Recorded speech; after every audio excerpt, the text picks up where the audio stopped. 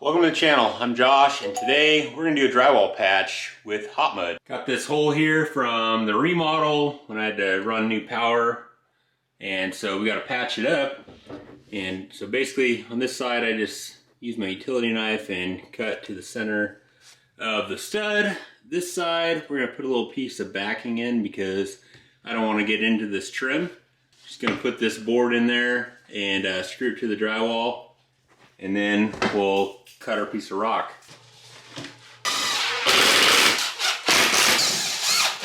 Our insulation back in there. All right.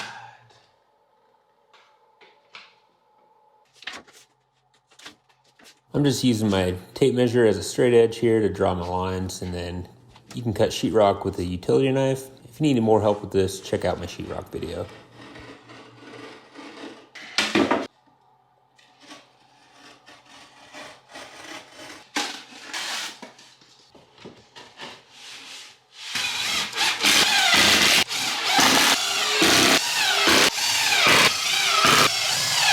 Gonna back bevel the edges with the knife. Makes for a cleaner joint. It reduces the chances of getting like a high spot in the middle of your joint.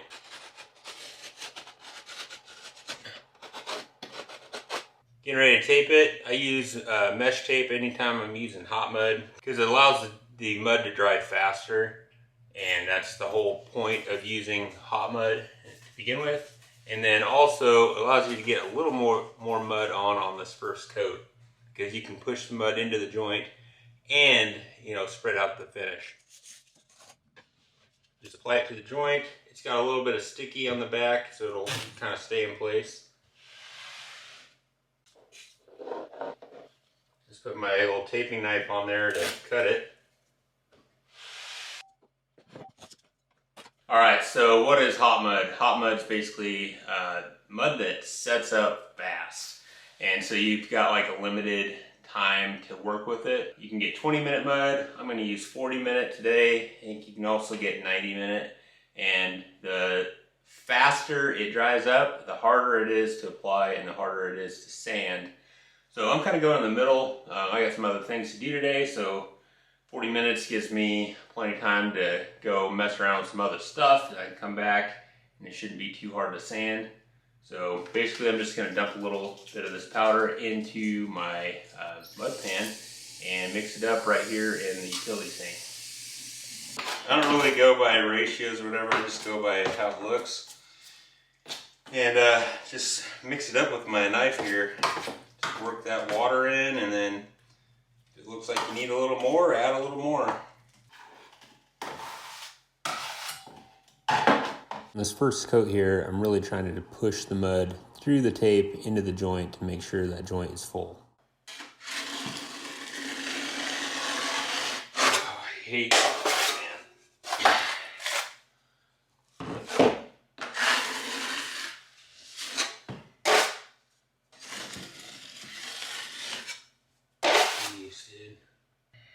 Not gonna lie, that's pretty rough, but it's flat, so it'll work for the taping coat. All right, first coat's done. Doesn't look great, but it's the first coat, so it's all good. You definitely want to make sure that you clean your tools really well with this stuff, because it is a pain in the butt when it's dry. I'll show you what the second coat looks like upstairs real quick. Dark in this hallway, but the second coat really smooths out. And I was able to add a little bit of water to that pan, and it made it a lot easier to work with. All right, I'm gonna do the second coat.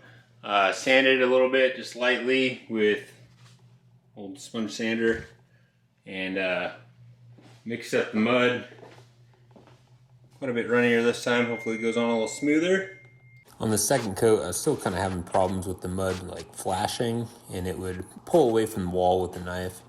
And so I added a little bit more water to the pan, and it seemed like by maintaining a wet edge, it really helped the mud going smooth.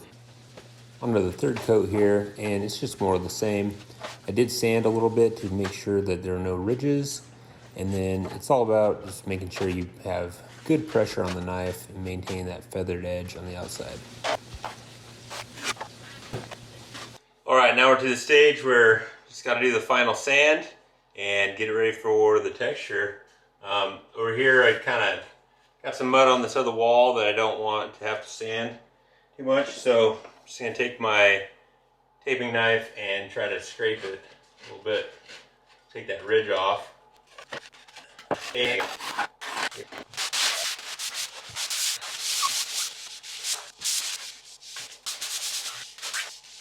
that's it. Just sand it until you got a nice feathered edge. Make sure it's nice and smooth. I got a couple divots here, but I'm not too worried about it because there's a closet rod that goes here and it's going to be full of clothes. So you got to determine for yourself how perfect you want to get it.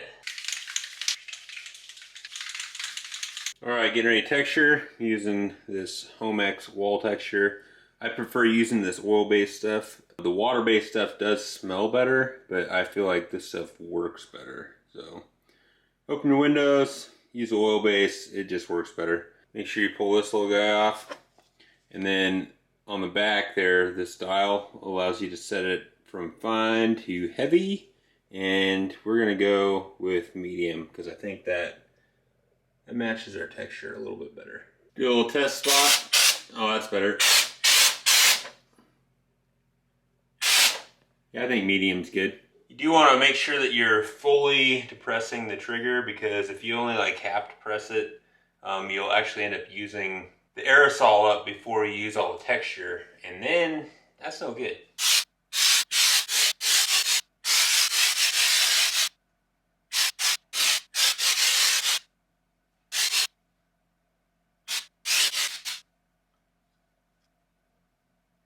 Sweet, that's it.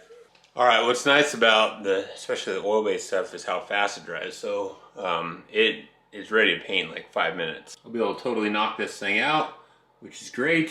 Get our, hang up rod back in the laundry room, and yeah, life is good.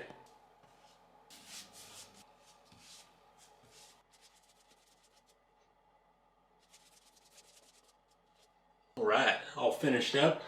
Looks pretty dang good. Got the electrical panel back on there, so that's all safety's up. So that's how you patch some drywall with hot mud. Now, why would you use hot mud?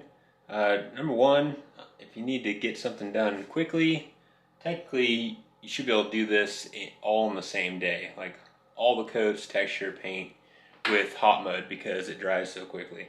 I obviously didn't, but you can if you need to. And then the other thing is, when you got a small patch like this, you just have to mix up the amount of mud that you need when you're using the powdered mud instead of, like getting a box. You open a box up, it's probably going to go bad unless you've got a bunch of little jobs to do. I prefer using the box mud because I think it just is easier to work with, but sometimes the right thing to do is use hot mud. So anyway, thanks for watching. If you're looking to get into the trades, I've got a 3-step program down in the description below. You can download that and get your first construction job. And any questions, just leave them in the comments. Thanks for watching. See you next time.